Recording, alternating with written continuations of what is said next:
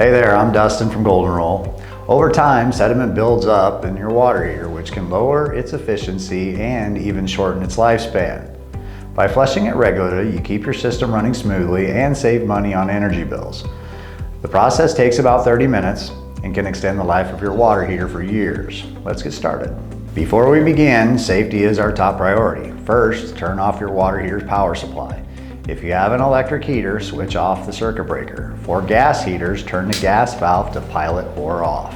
Next, turn off the cold water supply to the water heater.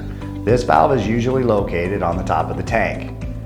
Turn it off will stop the water flow into the tank while we flush it. Now grab a garden hose and attach it to the drain valve on the bottom of the water heater.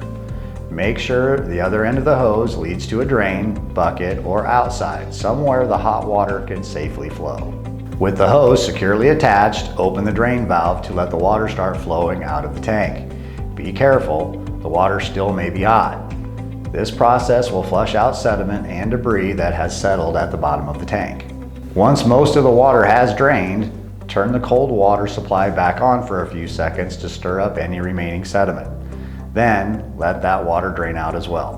When the water runs clear, close the drain valve and remove the hose. Then turn the cold water supply back on to refill the tank. Don't forget to turn your water heater's power or gas supply back on too. And that's it! You successfully flushed your water heater. Doing this simple maintenance task once or twice a year can keep your water heater running efficiently for years to come. If you found this helpful, be sure to like and subscribe so you never miss another money-saving DIY tip from Golden Rule.